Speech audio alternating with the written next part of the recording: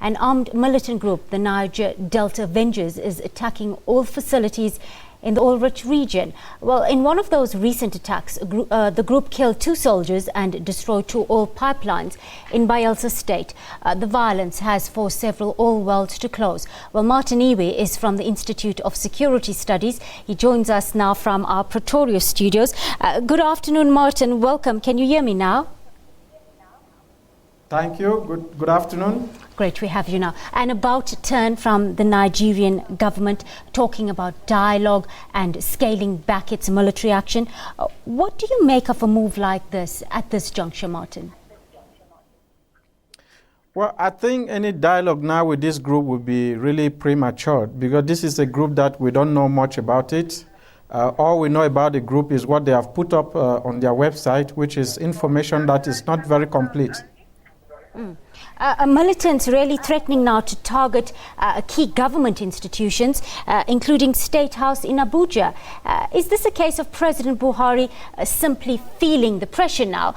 We know that the country's oil output has been cut, is currently between 1.5 and 1.6 barrels per day, down from 2.2 million barrels at the start of this year.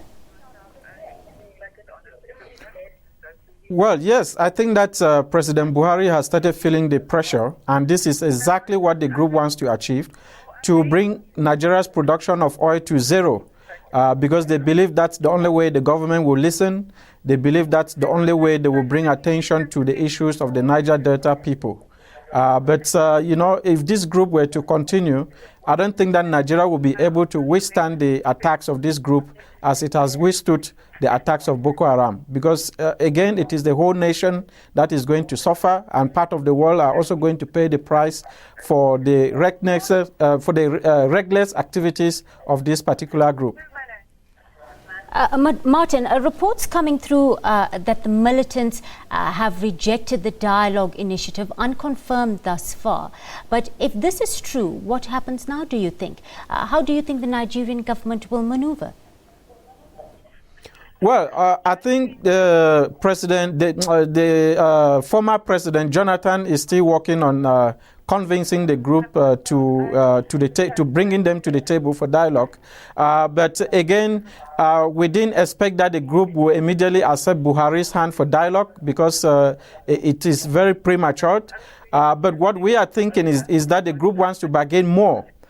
They want a similar amnesty that was offered to the militants in 2009 because from the group's declaration, it is clear that they are very jealous of those who benefited from this particular amnesty. And that's why we are really opposing any dialogue at this stage, because the group, we don't really know much about it. It could be a group that can easily be defeated, even though they are trying to sardinize the Niger Delta issue. They are trying to make it a southern issue rather than just the Niger Delta issue as it has been before. This is a very old problem in Nigeria. It didn't start yesterday. It started even before independence. And during independence, it continued. So really, President Buhari will have a very tough time resolving this issue once and for all. Martin, that shock demand by Niger Delta governors that corruption cases in the region should be dropped. They're saying that the anti-corruption drive is actually fueling the insurgency. What do you make of that? Well, I think this is exactly what is going to happen. You've just mentioned they dropped in oil, which is the lowest since 1994. And they're going to continue to attack these oil infrastructures. Some of the companies themselves, like Shell, Chevron, and Ajib, are already feeling heavy pressure. Some of them have actually evacuated their staff from this region. Some oil factories have been closed. Some wells have been closed. So really, the group so far is achieving what they aim really to achieve, which is to really paralyze Nigeria's ability to produce oil. Martin Iwe from the Institute of Security Studies joining us from our Pretoria studios. Thank you so much for sharing your insights with us on the SABC News Desk. Time to take